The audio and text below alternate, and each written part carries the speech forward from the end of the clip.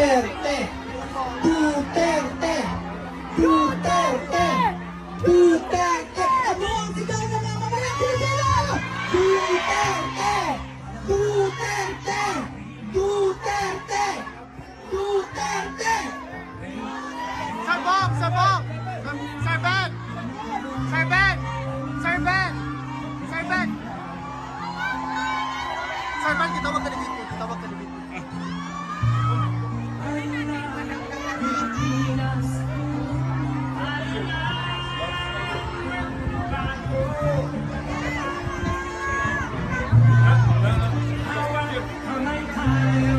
Saman ba?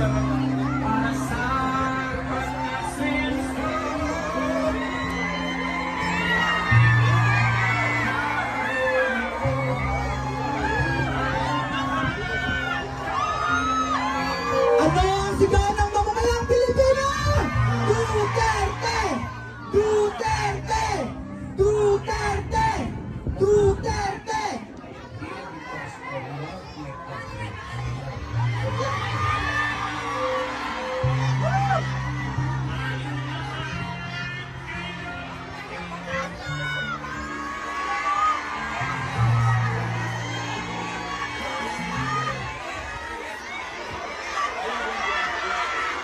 Ulit! Ulit!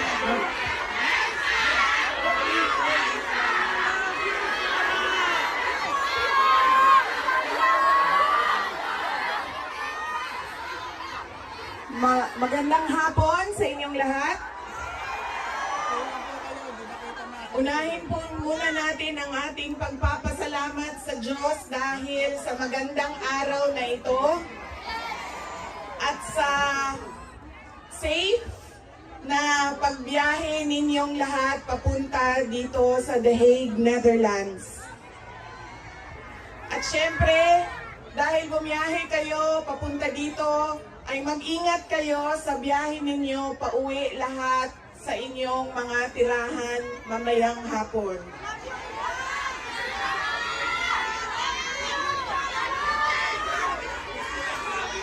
Susunod po ang pagpapasalamat ko sa Dutch Police sa kanilang pagtulong sa atin na mabuo yung programa ngayong hapon na ito at sa pagpahintulot na tayo ay magkaroon ng rally para kay Pangulong Rodrigo Duterte. Maraming salamat po sa Dutch Police and of course sa local government ng The Hague at sa Foreign Ministry ng the Netherlands. Maraming salamat sa kanila. Ang susunod na pagpapasalamat po ay mula sa akin para sa ating mga organizers ngayong hapon na ito sa Executive Committee na nag-meeting araw-araw, iba't ibang time zone para pag-usapan kung paano natin maisagawa ang ating pagsuporta, pagpapakita ng suporta kay Pangulong Rodrigo Duterte na patiwasay at maayos ang ating pagsama-sama ngayong hapon na ito.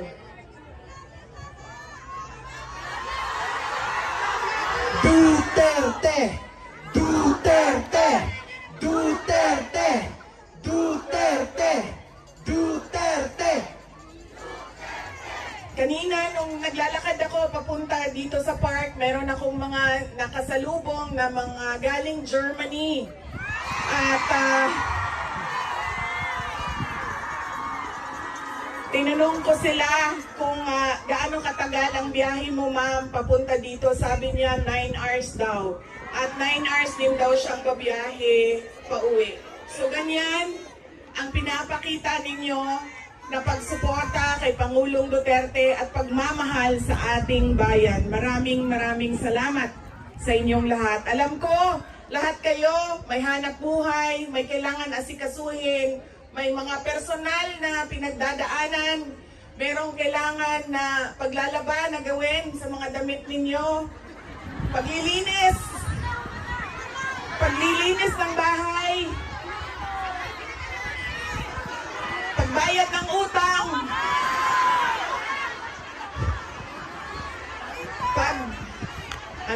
pagtawag sa inyong mga mahal sa buhay doon sa Pilipinas, ay nandito kayo ngayong hapon na ito at ibinigay ninyo ang oras ninyo at panahon ninyo para mapag-usapan natin ang estado ng ating mahal na bayang Pilipinas. Maraming salamat po sa inyo. Pangit kasi. Naikwento ko na ito noon, pero mas mahalaga yung kwento ngayon dahil napag-usapan namin siya ni Pangulong Duterte doon sa loob ng detention center ng ICC. Noong ako ay bata pa, lagi sinasabi ng hindi niya yung generation ng tatay ko, 1940s, 1950s, 1960s, hindi sila yung mga magulang na tulad ngayon sa atin na ini-explain natin sa ating mga anak kung bakit natin ginagawa ang mga bagay-bagay. Lagi dapat may explanation. Sa kanilang henerasyon ay diretso ka lang pagsasabihan or pagalitan. Ganun yung generation nila. Nung ako ay lumalaki, lagi niya sinasabi sa akin, hindi ka tao sa paningin ko kung hindi ka doktor o abogado. Lagi niya yang paulit-ulit habang ako ay lumalaki. Lagi niya yang sinasabi, pag hindi ka natapos ng pag-aaral mo, magiging abo ka dyan sa gilid ng daan. He always emphasized that you mean nothing to the world if you do not finish your education. That was his, that is my greatest gratitude to my father. The emphasis he gave in education. Wala namang problema sa akin yun nung ako ay lumalaki dahil gusto ko din naman talaga maging doktor. Kaya on that point, pareho kami ng, hindi ako yung pinipilit ng mga magulang na magdoktor ka kahit ayaw. So walang naging problema sa amin doon. Pero nung hindi man naging successful yung aking pagpasok sa medisina, ay lumipat ako sa pagiging abogado dahil binigyan din naman ako ng option ng aking tatay na pwede ang abogado. Yun lang ang katanggap-tanggap sa kanya, maging abogado o maging doktor. Noong nakapag-usap kami, noong isang araw, sabi niya sa akin, naging forceful ba ako, mapilit ba ako sa pagsabi ko sa iyo na maging abogado ka? Sabi ko, oo. Sinasabihan mo ako, pinapagalitan mo ako. Lagi. Kinento ko sa kanya na isang beses, bihira akong umiyak. Pero isang beses, dahil nalaman ko na hindi ako makakatuloy sa 4th year law school dahil meron akong isang bagsak na subject. Wala akong ibang masabihan nung sakit na nararamdaman ko. Kasi pakiramdam ko, yung tatay ko lang din, makakaintindi sa akin dahil dumaan din siya ng law school. So tinawagan ko siya. Hindi ako makapagsalita. Iyak lang ako ng iyak. Humahagulgul ako sa iyak na sinasabi lang niya, hello, hello, hello, nasaan ka? Nasaan ka? Yun lang ang sinasabi niya, nakidnap ka ba? Nakidnap ka? Tapos iyak lang ako ng iyak. Tapos dalawa lang ang tanong niya na paulit-ulit, nakidnap ka ba o buntis ka ba? At that point na paulit-ulit na niyang tinatanong kung buntis ba ako, sabi ko na sa kanya, pa, hindi ka man siguro umiiyak ang babaeng buntis. Siguro happy siya, no, na buntis siya. Sabi ko, nahihirapan ako sa isang subject ko and pakiramdam ko, sasabit ako dito. Tapos ang sagot lang niya sa akin ay, sabi niya, yun lang pala eh, bakit mo ko tinatawagan? Mag-aral ka na. ganon ka tigas yung kanyang paniniwala at pagpipilit na ipursige ko ang aking edukasyon. Wala nang, wag ka na umiyak, mag-aral ka, magmadali lang yan, lumabas ka muna, magkape ka, wala. Sinabi lang niya sa akin, yun lang pala. Ibaba mo na yung telepono at bumalik ka na sa pag-aaral mo. Kaya noong ako ay naging abogado, yun din yon ang sinasabi ng kaibigan ng tatay ko sa akin na nakita niya ang tatay ko sobrang saya. Yung araw na yon na nalaman niya na naging abogado ako, yun yung sobrang saya niya. At sinabi sa akin ng kaibigan ng tatay ko, sabi niya, hindi mo maiintindihan kaming mga tatay na kaming mga abogado pag nagkaroon kami ng anak na abogado. Ganun, iba yung saya namin kapag nakikita namin na meron na kaming anak na abogado. Sabi niya sa akin doon, sabi niya, pinilit ba kita? Sabi ko, hindi lang pilit. Sinigawan mo ako at pinaiyak mo ako ng madaming beses dahil sa edukasyon at sa pag-aaral. At sabi niya, di buti na lang dahil meron akong abogado ngayon na anak na inutos-utusan ko dyan. Kausapin niyang mga huwes dyan. At ngumiti siya. He smiled. And it seemed to me that it was a comfort to him that he had a daughter who is a lawyer. In fact, sabi niya,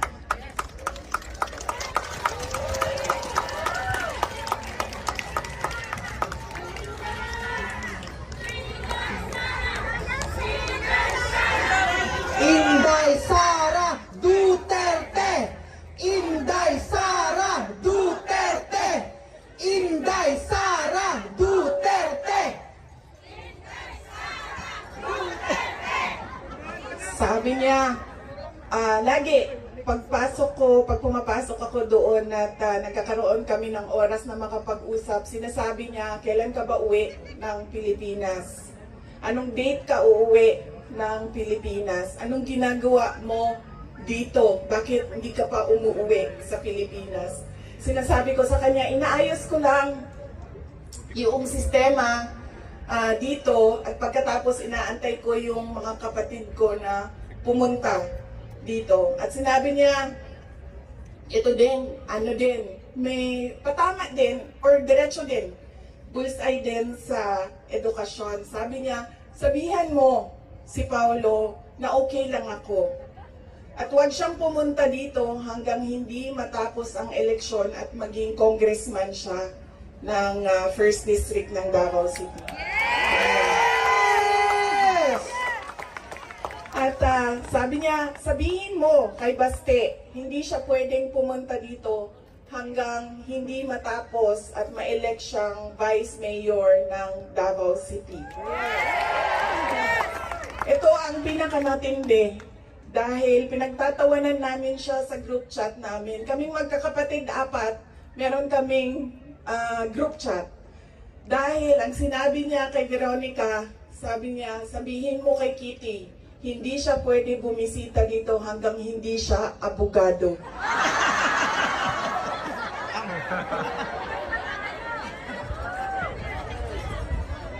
Sabi ni Kitty, grabe ang overacting ni Papa. So, ibig sabihin ba, mga 5 years. She has 5 years until she becomes a lawyer.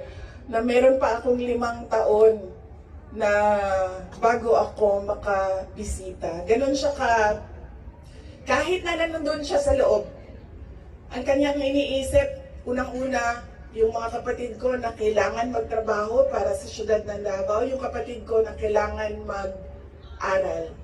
Yun pa rin ang iniisip niya. At kapag tinanong mo siya, pa, ano ba ang kailangan mo dito sa loob? Ang sinasabi lang niya, mga, alam mo yon, mga bagay na shaving cream, Necessity. Coke Zero,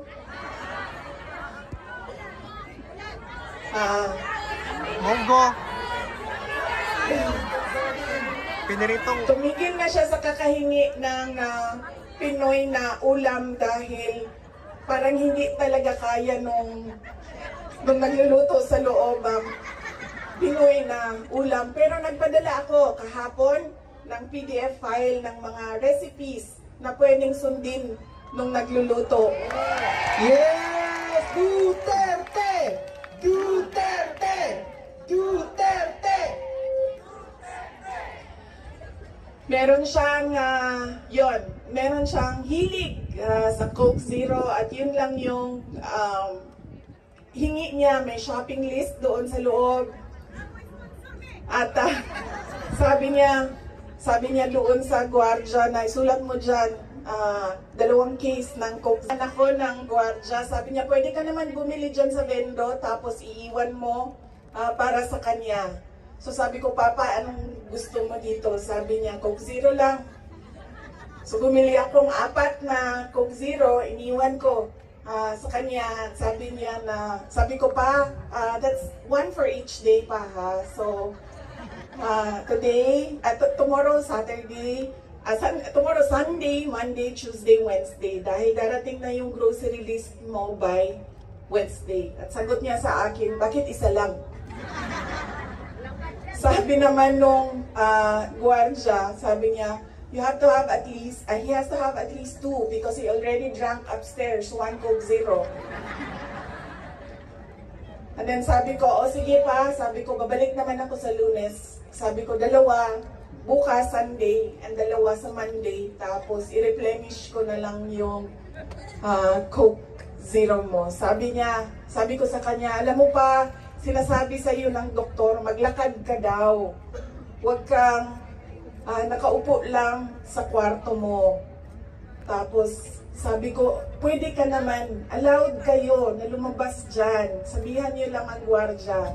Sabi niya, ayoko maglakad sa labas kasi baka didiretso ako sa gate at umalis sa lugar na ito.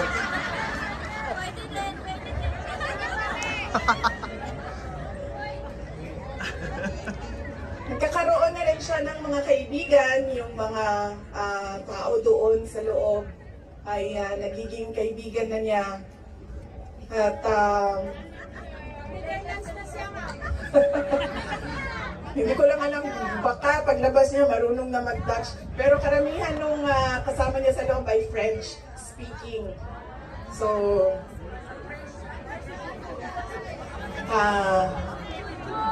baka paglabas niya, no, di na kay kamao magbinisaya, tingala tama. Voulez vous coucher avec moi? Tingala na. Whatever that means. So, on that point, he is okay. Okay naman siya. Pero as a lawyer, kasi alam niya yung batas eh. Alam niya kung anong nangyayari. Kaya medyo persuasive siya. And lagi niyang inuulit-ulit kung ano yung kailangan gawin para sa kanyang kaso. At lagi siyang nagtatanong ng timelines dahil alam naman natin sa korte ay medyo may kabagalan. Diba? Magsasagutan, ang prosecution, ang defense, maraming mga papel na kailangan ipasok at antayin ang oras. Kaya siya din ay insistent sa mga timelines niya. Pero ang sinasabi niya lagi, alam niya na mali ang ginawa. And at to the very minute na tinulak siya paakyat ng eroplano, ilang beses niya sinabi na I want to be tried in a Filipino court before a Filipino judge and a Filipino prosecutor. Because he knew that we number one, wala talagang basehan yung kaso. 43 counts of murder. Ang sinasabi nila na thousands. Totoo yan, ma'am. Kaya minsan naisip ko, naging kaso lang ba ito dahil sinusulat sa media na thousands ang namatay? I do not even understand paano naging crimes against humanity ang 43 counts of murder na ngayon ay lumalabas.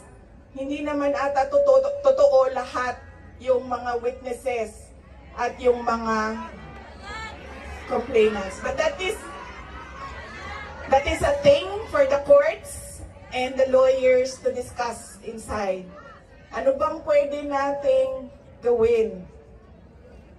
Ang pwede nating gawin ay i-demand na ipauwi or iuwi nila si Pangulong Duterte. Bring him home! Bring him home! Bring him home! Bring him home! Bring him home! Bring him home!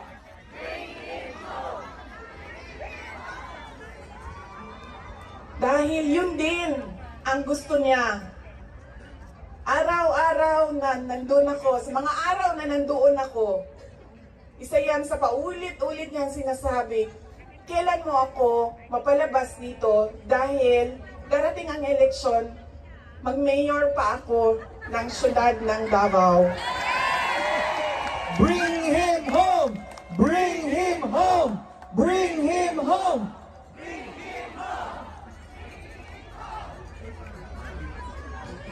At yun ang gusto niya. Gusto niyang umuwi. Sinabi ko din sa kanya yon pa. Sabi ko, yung kagustuhan mo na umuwi, yan din yung katapusan ng buhay mo. Magiging Ninoy Aquino Jr. ka. At sinabi niya sa akin, sabi niya, kung ganyan ang kapalaran ko, then so be it. Basta lang mauwi ako sa Pilipinas.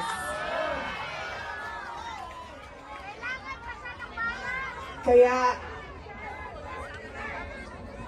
meron man ako worry para sa kanyang safety and security, pero lagi niyang inuulit-ulit talaga, ibalik niyo ako sa Pilipinas. Bring him home! Bring him home! Bring him home! Nagtatanong marami, ano bang pwede magawa? Huwag natin tigilan ang panawagan sa gobyerno natin sa Pilipinas at sa lahat ng gobyerno na nakikinig at dito sa ICC na ipaalam sa kanila na mali ang ginawa kay Pangulong Rodrigo Duterte. At paano ba itama yon? Ibalik nyo lang siya sa Pilipinas. Ituloy nyo lang yung kaso, walang problema. Ibalik nyo lang siya. Bring him home! Bring him home! Bring him home! Okay naman sa init? Ako din eh. Kaya nga no, sunburn ang katungaan niya, ang katungaan really. Okay lang.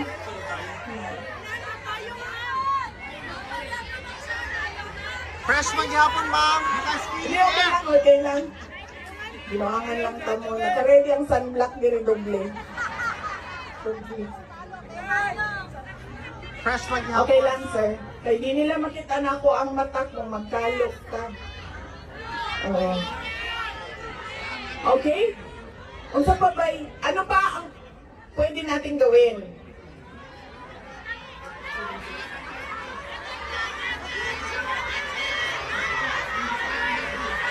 Fifi, just tell us what to do. Ano yun? Marcos resign! Marcos resign! Marcos resign! Marcos resign! Kayo nagsabi niyan, hindi ako ha. Bukas, suspended na kayo. kayong lahat. Nakulong na kayong lahat sa sedition. At kayo, hindi na kayo makakauwi dahil kinulong na kayo dyan sa...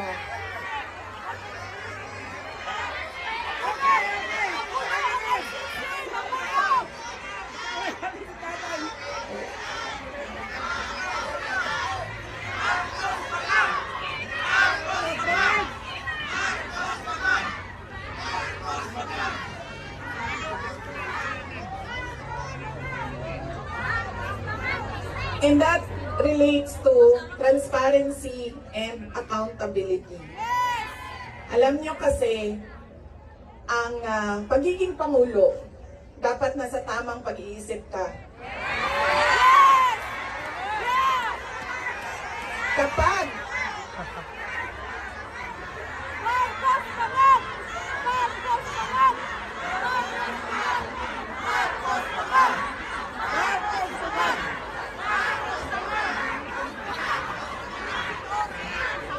dahil nasa mga polisiya mo at desisyon mo ang kinabukasan ng kabataan at ng bansa. Kaya yung pagsasabi na hindi mahalaga ang drug test sa aking kapasidad at abilidad na mamuno is tantamount to betrayal of public trust.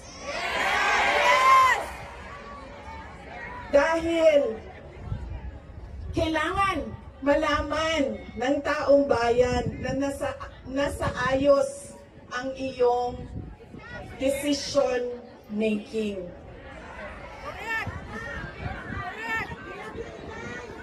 Kaya hindi lang naman natin pwede sabihin, Marcos, resign. Bakit ba kailangan resign? Dahil hindi mo pinapakita sa taong bayan na maayos kang mag-isip at kaya mo ang mamuno.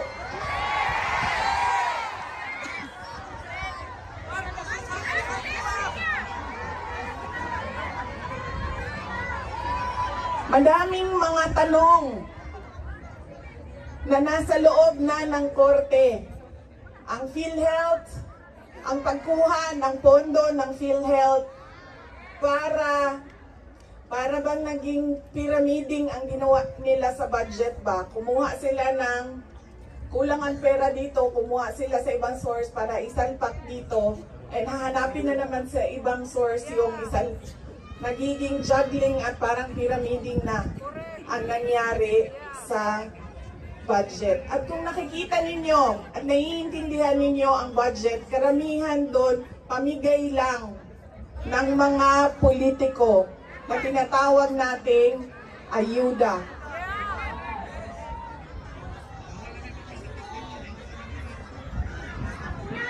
Tumakbo kami sa plataforma ng unity at continuity. Continuity, kasali na doon ang big ticket projects o mga build projects ni Pangulong Duterte. Pero wala kayong nakikita ngayon na development projects. Dahil lahat yon ay nakatago sa mga proyekto na pamigay o nandoon lang sa bulsa ng kontraktor at ng politiko na gumawa kuno ng project. Makikita ninyo na hindi handa ang Kongreso sa paggawa ng budget dahil may mga blanco doon sa enrolled bill na pinasa nila. Ibig sabihin, walang nag-iisip at hindi pinag-isipan paano ba natin gamitin ang pera ng gobyerno na makita natin na merong kapayapaan at kalambuan, kauswagan sa ating bayan. Noong ako ay tinanong noon bakit ako nag-resign sa Department of Education. Sabi ko, unang-una, personal yon. Meron kaming personal na hindi ko gusto na ginawa niya sa akin. Pangalawa, dahil sa loob ng Department of Education. Sinabi ko na itong noon, personal ko to na experience. Yung budget ng school building program ng Department of Education, pinaghati-hatian lang sa loob ng House of Representatives. Noong unang taon, nagawan ko ng paraan. Sabi ko, hindi pwede, sige. Kung yan ang gusto ninyo, yan ang makapagpapasa ng budget. Para magkaroon ng budget ang Department of Education, dadaan pa rin kayo sa validation ng regional offices ng Department of Education. Pag sunod na taon, naisipan na nila kung ano ang gagawin nila at hindi nila ma-deny ito dahil nakikita ninyo sa papel. Kaya wala din kumukontra sa akin dahil nakikita sa papel. Ang ginawa nila, gumawa sila ng sarili nilang listahan. Doon nakikita mo, pinaghati-hatian nila ang school building program at inattach nila sa General Appropriations Bill na sinabmit nila sa Senado. Sinabi namin sa mga senators, nakita nyo ba kung anong ginawa? Sabi nila, oo, nakita namin kung anong ginawa ng House of Representatives. Sabi ko, please, hindi natin masasolve ang problema ng school building program kung ganito lagi ang nangyayari sa budget ng new construction. Meron pang ibang problema sa loob ng budget. Sinubukan ng mga senators na tanungin, pasagutin, sumasagot, yes, pero pagdating sa BICAM, anong nangyari? Wala namang totoong BICAM kung saan pinag-uusapan ang paggamit ng pera. Ang desisyon lang na nandun ay kay Zaldico, nung panahon ko, kay Zaldico at kay Martin Romualdez. At diretsong pinapapirma sa malamang tao na hindi nagbasa o hindi binasa ang buong budget. Kaya walang nakakita o hindi nila nakita dahil hindi naman binasa na may blanco doon at pwedeng lagyan ng kahit anong amount yung mga blanco sa budget.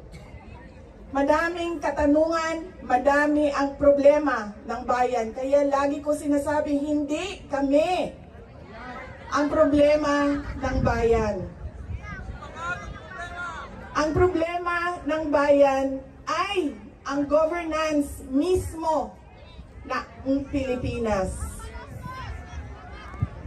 Yan ang problema ng bayan. At dahil may problema sa gobyerno, ay tuloy-tuloy ang kahirapan doon sa ating bayan. Nakikita nyo yan dahil dumadami ang nakikipagsapalaran sa ibang bansa. Dahil sa kawalan ng oportunidad doon sa ating bayan.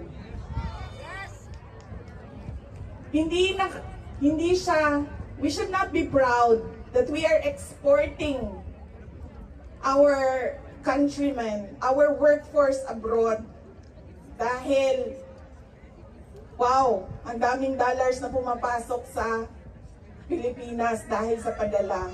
Hindi yan siya nakakatuwa. Dahil ang isang bansa dapat meron siyang oportunidad na binibigay sa kanyang mamamayan. Hindi lang yan. Decent housing, peace and order, quality healthcare. Nakikita nyo yan dito sa mga bansa kung nasaan kayo. At kaya kayo nandito dahil hindi niyo yan nakikita doon.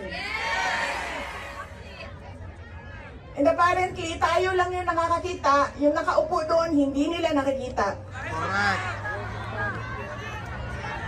Ayaw tingnan.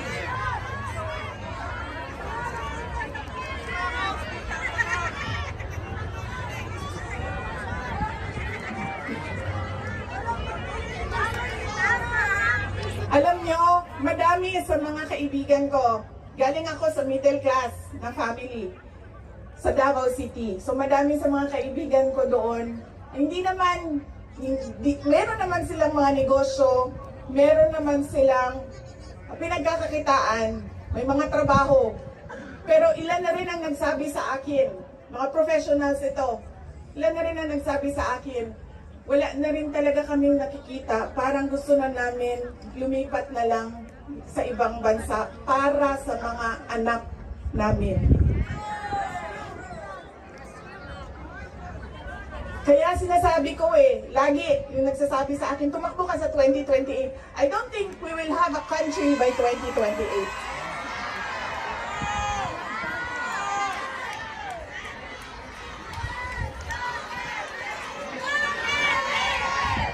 Duterte!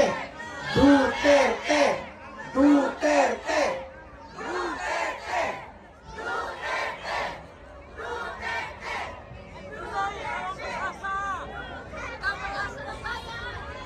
Kaya dapat natin i-exact ang responsibility dyan sa gobyerno na ibigay nila kung ano yung karapat-dapat para sa ating bayan. Dahil kung meron man ang okay sa kanila na pumunta sa ibang bayan, meron ding mga tulad namin na ayaw namin kahit anong mangyari umalis sa Pilipinas. Dahil gusto namin doon magpamilya, doon palakihin ang aming mga anak. Kaya dapat meron tayong nakikita kung ano yung dapat para sa isang bayan. At alam niyo yon kasi nakikita niyo yan.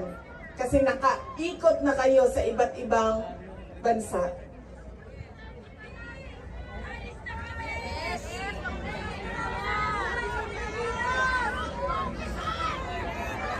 Ano ang gagawin? Patuloy na ipanawagan sa lahat ng nakikinig na iuwi ninyo si Pangulong Duterte sa Pilipinas. Bring him home! Bring him home!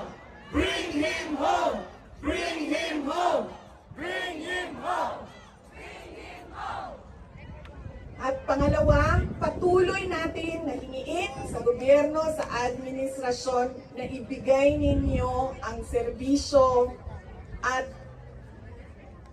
kaunlaran na karapat-dapat para sa mga Pilipino at para sa Pilipinas.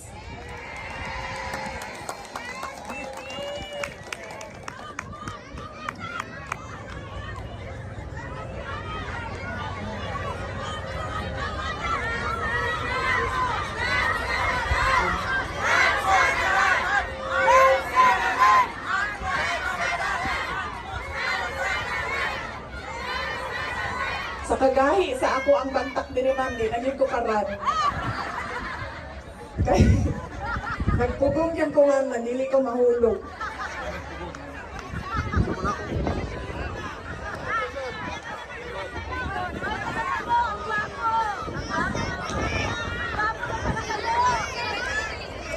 Yung akin pong mga pagpapasalamat. Una po, kanina meron na akong mga pagpapasalamat opening sa Diyos, sa ating host government, sa police, sa local police. Yung aking mga pagpapasalamat sa inyo, sa oras ninyo. Ang aking mga pagpapasalamat sa inyong patuloy na suporta sa aking opisina, ang Office of the Vice President.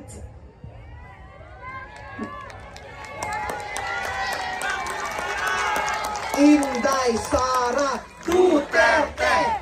Inday Sara Duterte! Inday Sara Duterte! Inday Sara!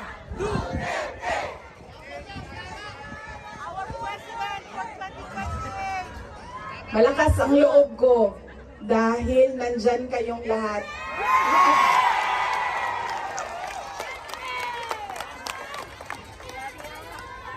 Kanina noong papasok ako dito, marami ang nagsabi, be strong, be courageous. I am only as strong as you are. Kung nakikita ko, sobrang lakas ninyo at sobrang lakas ng pagmamahal ninyo sa bayan. Ganyan din ang nararamdaman ko.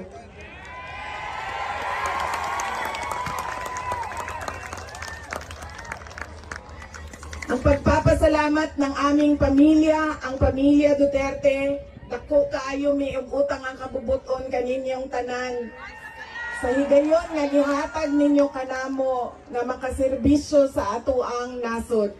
Napakalaki ng utang na loob namin sa inyong lahat sa pagkakataon na ibinibigay ninyo sa amin na makapaglingkod sa bayan. Maraming salamat po sa inyo, mga kababayan namin. Voice of Bayan VP.